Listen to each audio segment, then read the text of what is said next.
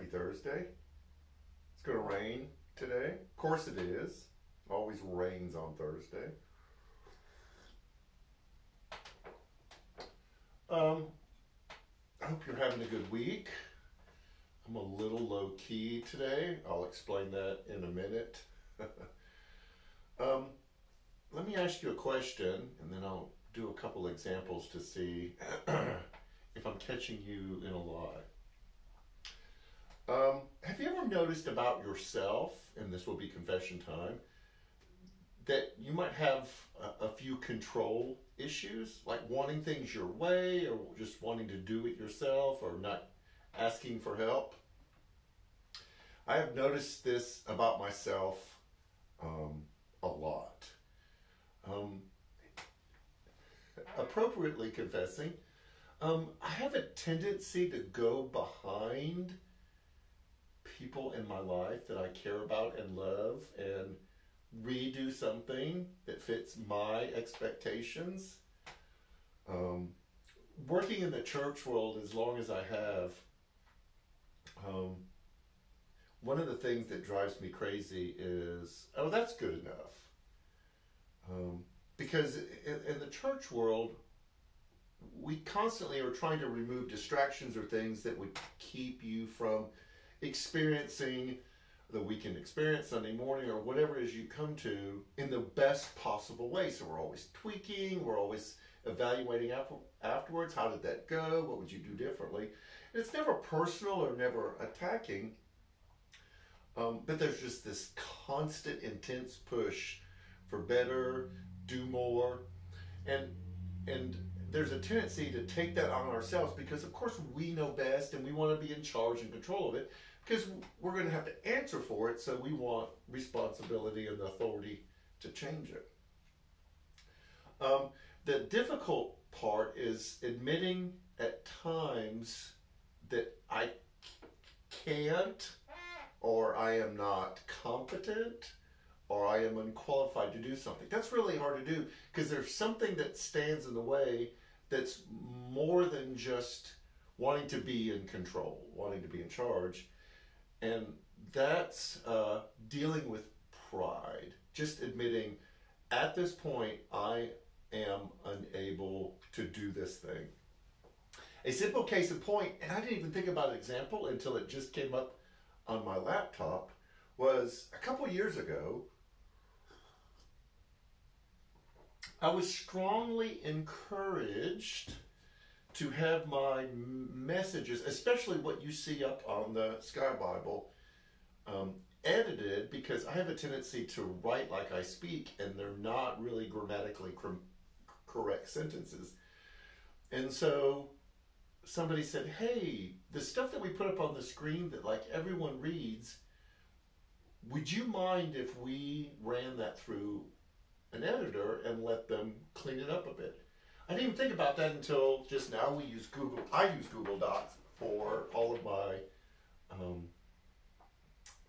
documents, and Sunday's message is sitting right in front of me, and all of a sudden, because I share it with several people, including the editor's cursor just appeared at the top of my document. So, hey Jody. And so I battle that consistently, and here's how badly I battle it. The reason why I'm low key right now is I don't feel well. And after talking to a couple people, I've come to realize that because of my sinuses, I have got a middle ear thing going on, probably an infection, that feels like I just got off a roller coaster or the spinning teacups continually. It hit me in the middle of the night. I'm going to confess this to you, but by the time you'll see this, she will know. I haven't told Janet yet. But it just started last night, and I'm going to tell her when I get home. I just wanted to write out the day to see if I could get through it, because I'm a guy and we tough things out.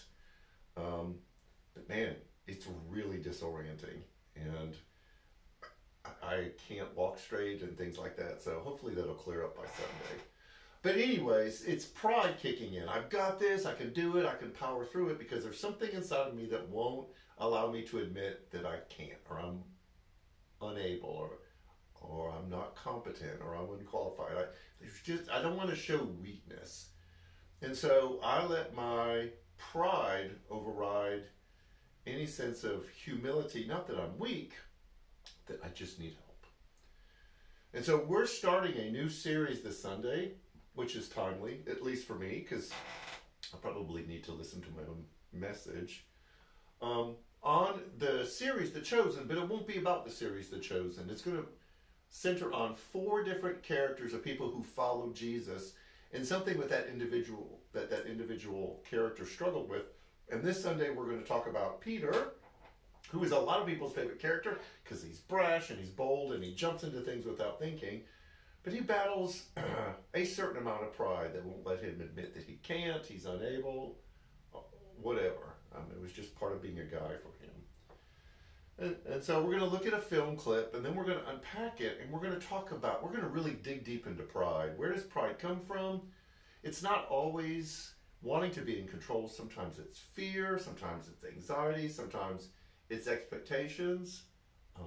Thank you, After Party Group, because we've been crowdsourcing this conversation. And it's allowing ourselves to be formed in such a way that we lessen ourselves and we allow this humble nature to grow that just not only makes us a better person, but it really makes everyone else around us better too, because we're not as irritating to them, and we model, hopefully, what it means to deal with this thing called pride and to live more humbly.